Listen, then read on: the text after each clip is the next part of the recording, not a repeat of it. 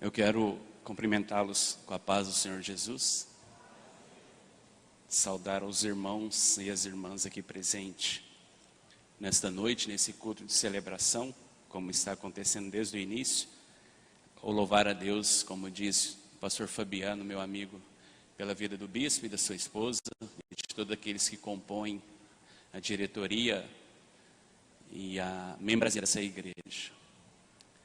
Queria compartilhar com vocês algo, já que o pastor me permitiu ter essa oportunidade nesta noite. Eu estava hoje de manhã, como estou nesses últimos 7 dias, enlutado por tudo aquilo que tem acontecido com a Síria, com tudo aquilo que tem acontecido com meus ascendentes, meus descendentes, meus irmãos. Eu tentei ir para a Síria 2 vezes nessas 2 últimas semanas. Eu fui impedido porque as fronteiras estão fechadas. A minha família, que ainda mora no Líbano, disse que não estamos recebendo sírios por causa de retaliações que o exército islâmico ou o extremismo sunita pode provocar no próprio país. E alguns amigos meus, pastores que estão na Jordânia, também disse que está fechado.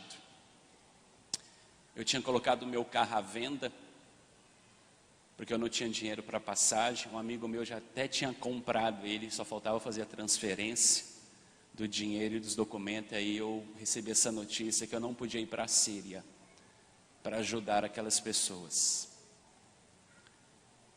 devido a tantas coisas que têm acontecido lá. Da última vez que o bispo me deu uma saudação, uma oportunidade também, eu resumi alguns pontos, porque nós tínhamos um trabalho a ser feito na continuidade do culto. Para aqueles que não estavam presentes aqui, eu me chamo Khalid Al-Nissaif, eu sou libanês, moro no Brasil há alguns anos, e fazem 14 anos, esse ano eu faço 15 anos de cristianismo. Durante 19 anos da minha vida, eu servi ao Islã, fui um muçulmano, mas não um extremista, não um radical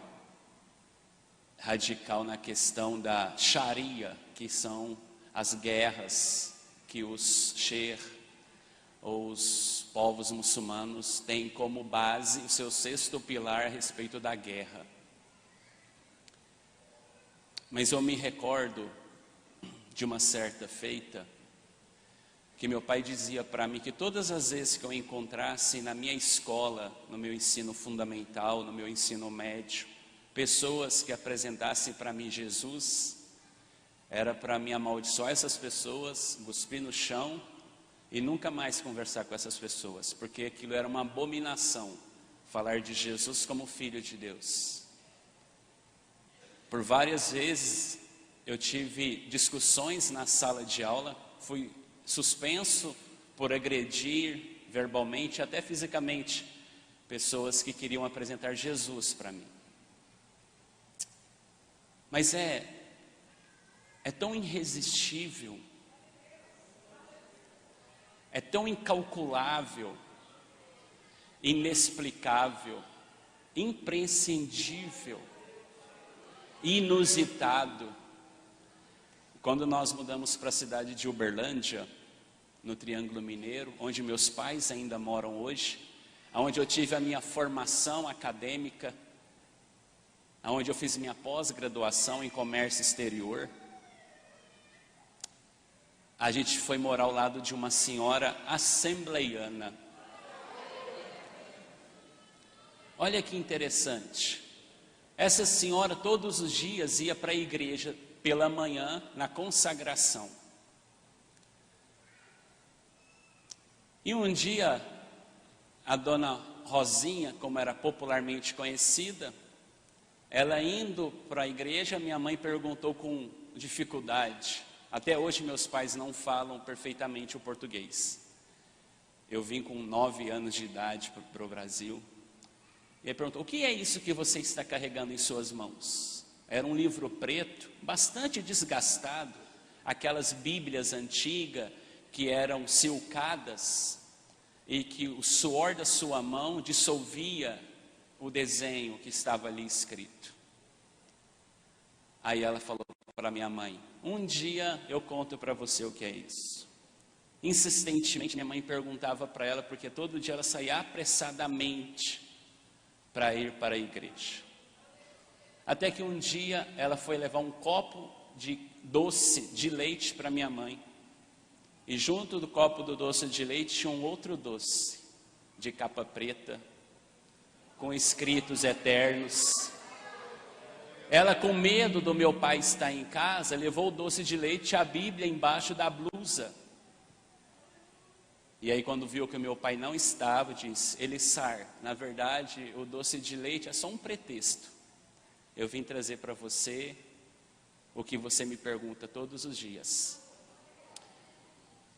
Envolvido nessa situação, eu chegava todo dia da escola, minha mãe estava sentada na cama chorando. E eu perguntava para minha mãe: mãe, o que está acontecendo com a senhora, que a senhora está chorando? E ela guardava aquele livro, enrolava num tecido e guardava na sua cômoda, na sua primeira gaveta do criado mudo, onde ninguém punha a mão.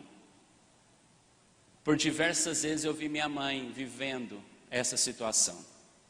Um dia, quando eu cheguei no meu quarto, ao lado do meu alcorão, ao lado do aparador que ficava meus livros da faculdade, e ficava o meu alcorão e meu livro de estudo de exegese islâmica, estava lá aquele livro secreto, até então misterioso.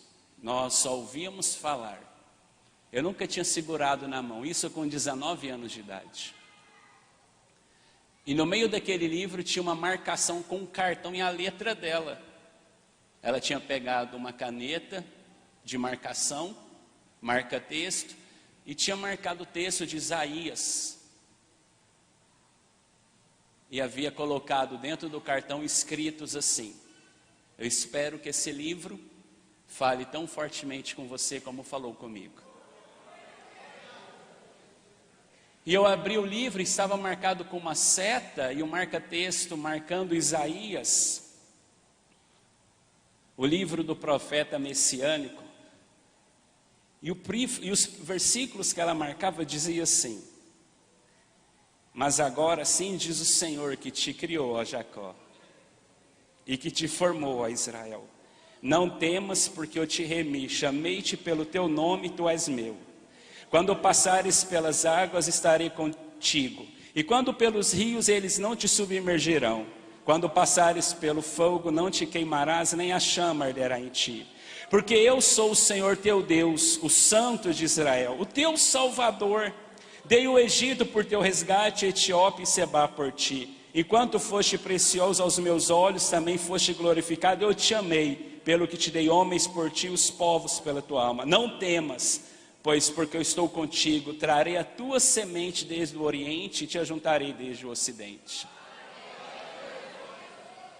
E naqueles primeiros minutos, foi impossível não chorar.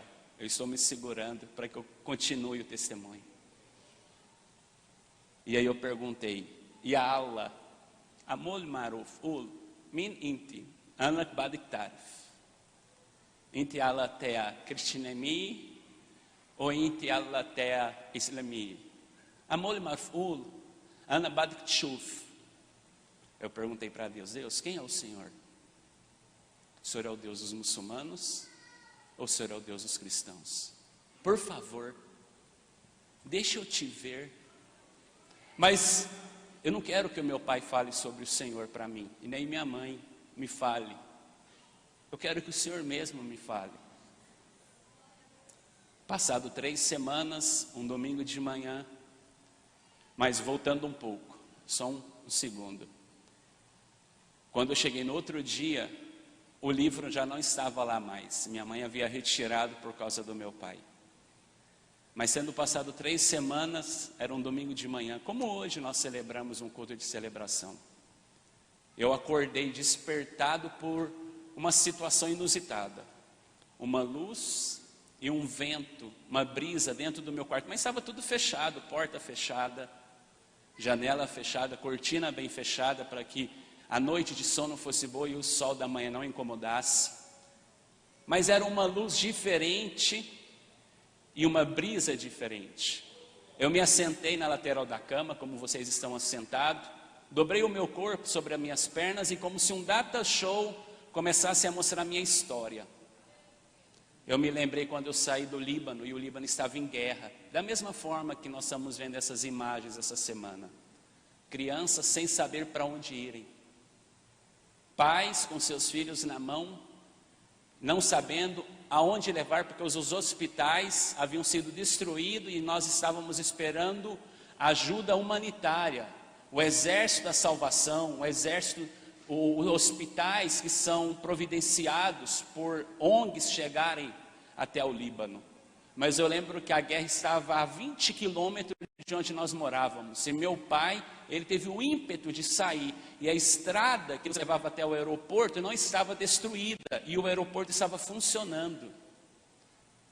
Mas eu sabia que a estrada que estava sem dano algum não era porque tinha que estar daquele jeito, é porque existia uma vontade maior do que aquela, para que eu chegasse até a capital, para que nós pegássemos o avião. Veio todas as histórias, um filme na minha mente.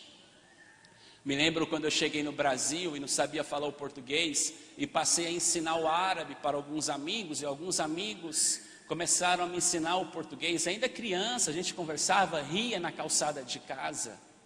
Eu me lembro que por algumas vezes, quando nós não tínhamos o que comer, aí ganhávamos cebola da nossa vizinha, que tinha levado a Bíblia para a gente, o doce de leite. Aí nós fritávamos cebola, comíamos muito felizes e grata a Deus por estarem comendo alguma coisa aqui, para não dormir com fome. Situações na escola, situações no dia a dia. Mas a última cena que veio à minha mente foi essa, de quando eu tinha lido a Bíblia pela primeira vez na minha vida. Aí ficou em branco, como o data show fica às vezes, como fica a televisão desligada. Mas eu senti que aquela presença havia aumentado ali no meu quarto. Quando eu abri os meus olhos, eu estava diante de algo que eu nunca vou me esquecer na minha vida. Ainda olhando para o chão, eu vi 2 pés, com charrat. Charrat é uma sandália em árabe, é uma sandália de longa caminhada. Sobre cada pé uma cicatriz. E fui erguendo os meus olhos, a orla de um manto com 3 listras de ouro e uma corda que descia pelo lado esquerdo. Cheguei na altura da cintura, não consegui olhar mais. Tamanha era a intensidade. Mas naquele momento eu sabia que eu estava diante de alguém que era muito maior do que eu. E a única coisa que eu fiz foi me prostrar, me lançar de joelhos. Quando eu ouvi pela primeira vez a voz que ouço todos os dias. Khaled, eu sou Jesus. Eu vim aqui dizer quem sou eu. Eu sou o Deus dos cristãos. Morri por ti na cruz do Calvário. Enquanto me buscaste nos lugares errados, nunca me encontraste. Mas a partir do momento que leste o meu livro, eu me revelo a você conforme está nele.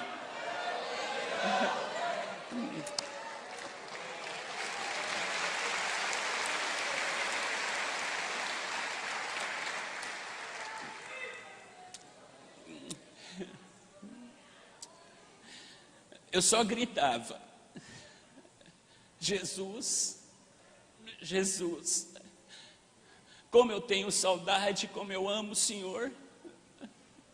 Jesus, porque tanto tempo demorou. Eu pude abrir os meus olhos e olhar dentro dos olhos dele. Ele me dá um abraço e dizia, até logo, breve virei.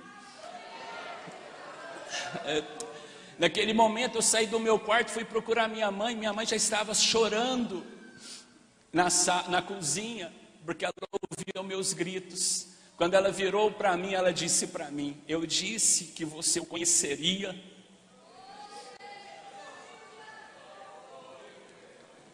Meu pai chega do trabalho, da loja, olha para mim: o que aconteceu com você? Eu: não, pai, está tudo bem. Não, seu rosto está diferente. Quando ele chega no outro dia, eu esperando ele na sala, tinha chegado da faculdade, eu disse: pai, eu conheci Jesus. Ele deu 2 passos para trás, saiu da sala e não ouvi mais o meu pai. No outro dia minha mala estava pronta, minha mãe chorando, e disse: seu pai pediu para que você saísse de casa e nunca mais dissesse a ninguém de quem você é filho. Nunca mais dissesse quem é o seu pai. Vai, filho.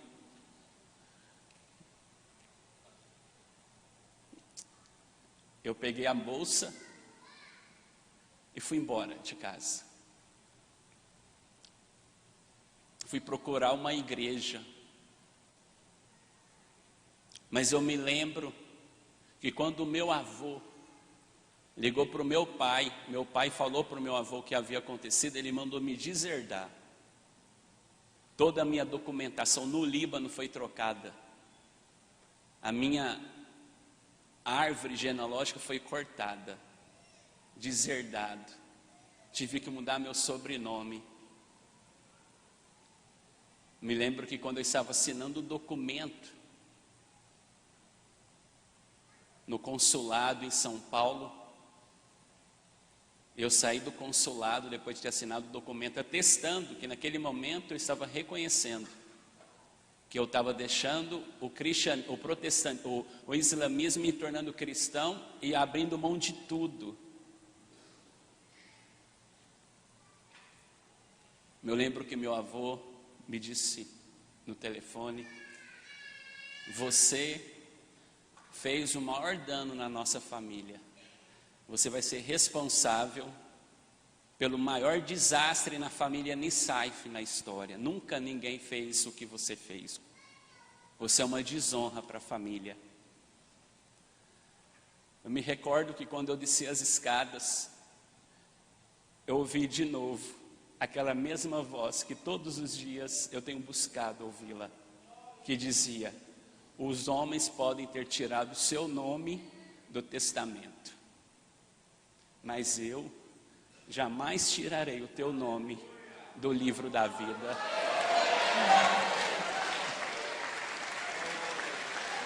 Escute.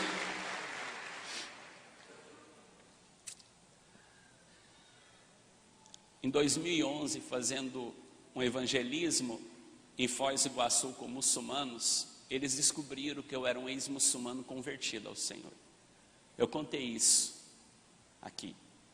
Eu fui espancado por quase 8 minutos por 5 homens. Mas nem essas pancadas foram tão doloridas quanto as palavras do meu pai e do meu avô. O meu avô faleceu muito pouco tempo depois que eu havia me convertido. Eu não tive a oportunidade de revê-lo no Líbano.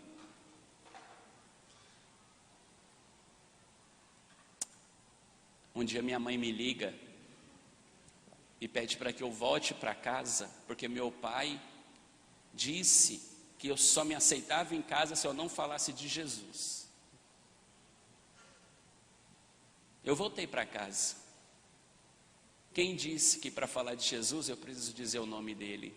Ou para viver Jesus eu preciso falar Jesus lhe ama? É uma das expressões, mas não sempre é a mais usada, ou ela é tão necessária como a nossa vida, como disse o pastor Fabiano sobre o caráter do nosso bispo.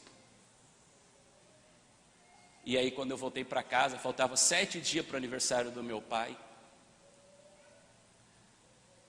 15 de outubro de 2004. Eu preparei para ele uma festa. Chamei alguns amigos muçulmanos, chamei alguns amigos cristãos, mas pedi para os meus amigos não se identificarem. E os amigos muçulmanos não sabiam que eu tinha me tornado cristão, os amigos do meu pai. Quando meu pai chegou da loja, estava tudo pronto, o cenário pronto. Meu pai sentou junto com a minha mãe, eu peguei a bacia de água, a toalha, e fui fazer aquilo que o Cristo havia me ensinado a fazer com as pessoas.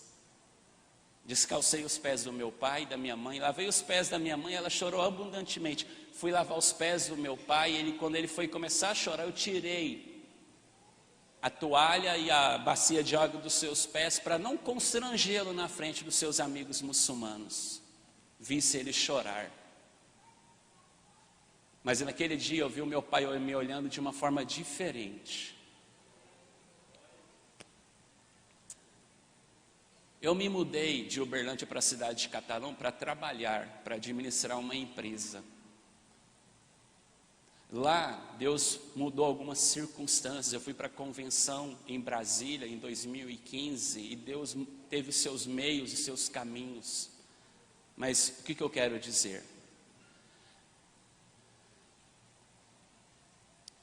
Junho de 2016, eu estou voltando para minha casa em Uberlândia para ver meus pais.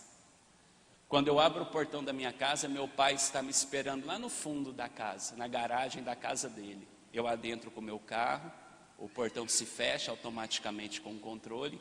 Eu desço do carro, desligo o carro e desço. Meu pai vem ao meu encontro, estica a mão para mim e diz assim: a paz do Senhor Jesus, meu filho.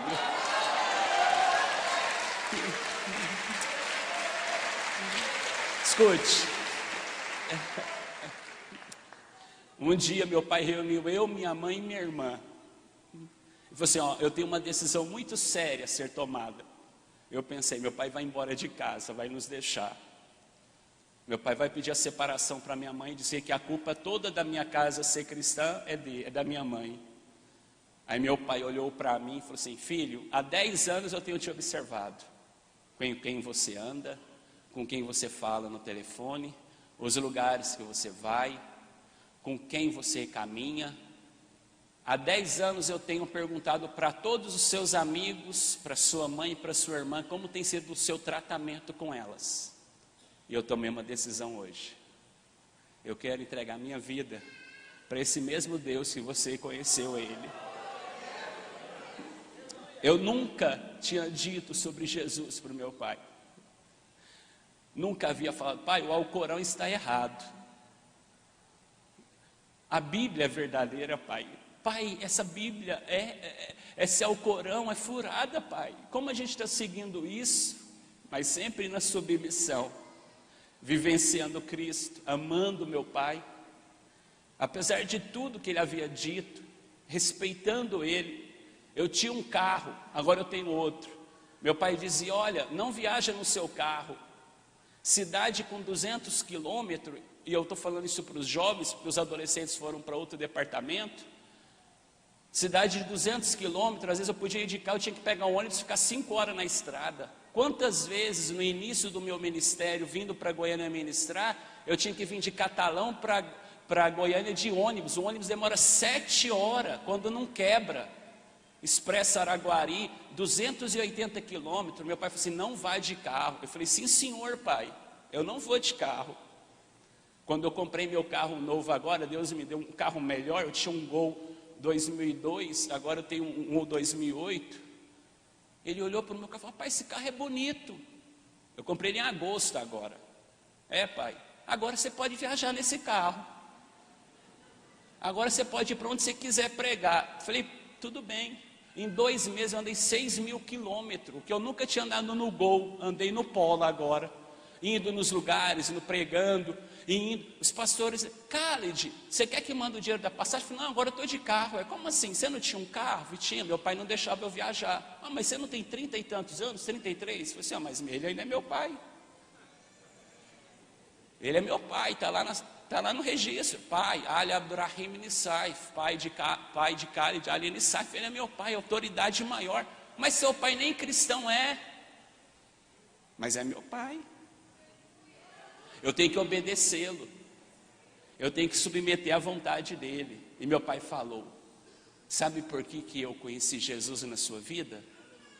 Porque da mesma forma que você era obediente a ele, você foi obediente a mim. Da mesma coisa que você respeita Cristo, você me respeitava. Você nunca levantou a voz para mim, mesmo estando certo e eu estando cego, mesmo estando na verdade ou estando na mentira. Você nunca quis me jogar no precipício, você sempre quis me tirar do precipício. Eu vou resumir e terminar aqui.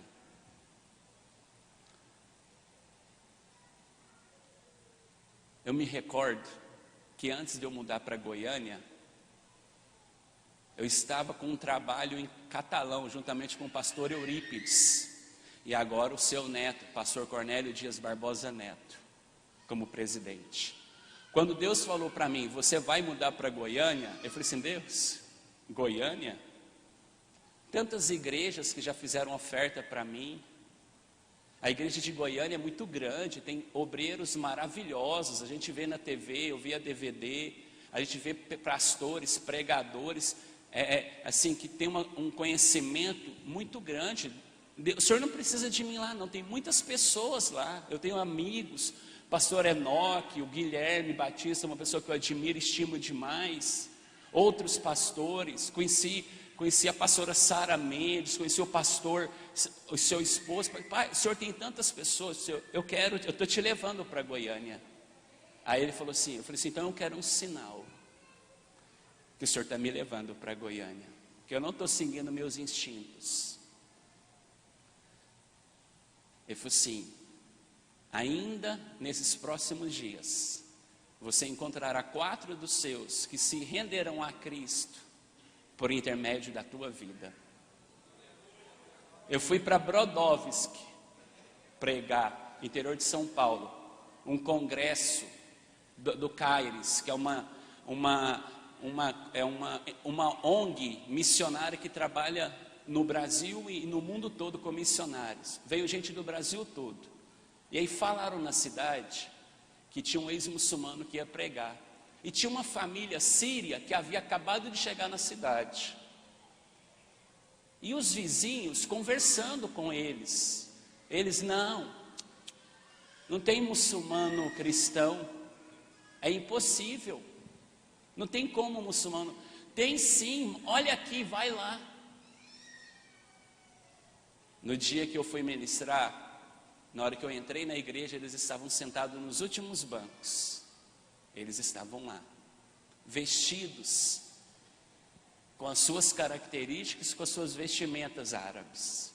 Eu tinha um cabelo grande, eu tinha barba, gostava muito. Mas quando Deus me chamou para vir para este lugar, para a Assembleia de Deus, eu entendi o meu chamado. Eu entendi que o meu gosto, ele não tinha que estar acima dos gostos de Deus e daquilo que era a direção de Deus para a igreja. Que um bom obreiro, ele tinha que ter uma aparência. E eu cortei a minha barba, tirei o meu cabelo amável. Todo mundo pergunta: Khalid, por que você não deixa barba? E aí quando eu cheguei na igreja, eles estavam lá, os 4.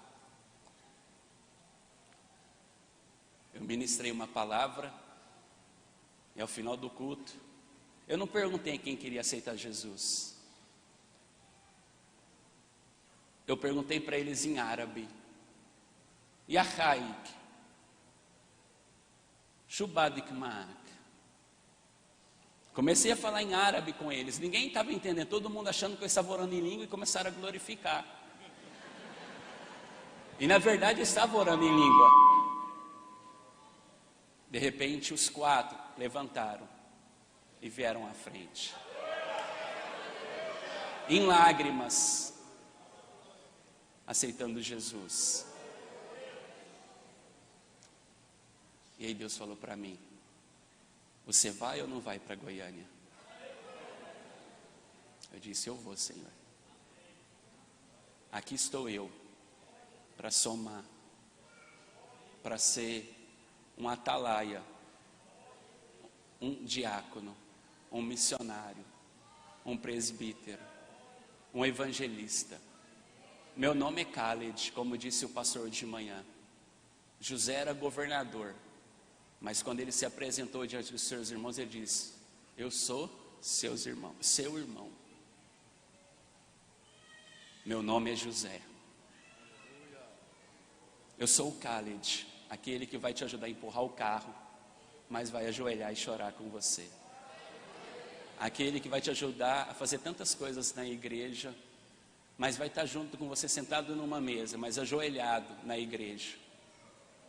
Eu sou nada mais do que uma pessoa que deixei que o Espírito Santo furasse a minha orelha e dizer: Senhor, faça conforme a tua vontade e não conforme a minha.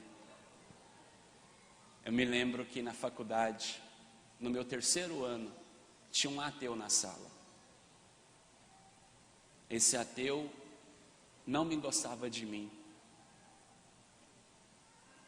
Eu pedi transferência de sala, mas eu não podia transferir por causa da turma. Um dia, quando eu chego na minha casa, existia uma encomenda para mim. Era dele, do Adalto. Ele havia mandado uma encomenda porque na caixa de e-mail nossa, na caixa de e-mail tinha um endereço, telefone de todos os alunos do 37º curso de administração de empresas da Universidade Federal de Uberlândia. E aí eu sabia que boa coisa não tinha lá. Eu peguei a embalagem, levei para o meu quarto. Quando eu abri, era uma caixa envolta de uma embalagem quase preta, terra, uma flor preta, com os seguintes dizeres: o meu desejo é que você morra. E uma terra de cemitério e uma flor preta dentro da caixa. Eu pus dentro de um saco de lixo e levei, joguei muito longe da minha casa para que minha mãe não abrisse aquela embalagem e visse o que era. Eu voltei para casa e falei: Senhor, me ensina. Comprei uma embalagem de presente bonita, uma caixa, perfumei a caixa, peguei uma Bíblia, como eu carrego Bíblia, agora no meu carro deve ter umas 30 ou 40 Bíblias que eu dou para as pessoas que eu encontro na rua, frentista. Eu tenho um livro de discipulado que eu dou para as pessoas, 17 lição, e na 17ª, você quer aceitar Jesus? Está lá no meu carro, eu distribuo nos posts, onde eu vou. E aí coloquei uma Bíblia, escrevi: cada um só pode dar ao outro aquilo que tem em si. E mandei para ele. É impossível eu dar algo que eu não tenha. Então, estou te dando o meu presente. A Bíblia, uma caixa perfumada e um papel bonito. Ele ficou 3 dias sem ir na escola, na faculdade. Na quinta-feira ele foi. Entrou com a Bíblia na mão, chorando, dizendo: me perdoa, por favor. Eu nunca te odiei. Na verdade, eu tinha inveja da forma como você servia a Cristo. Ajoelha. Eu vou ajoelhar aqui, ora por mim. Nós começamos um projeto.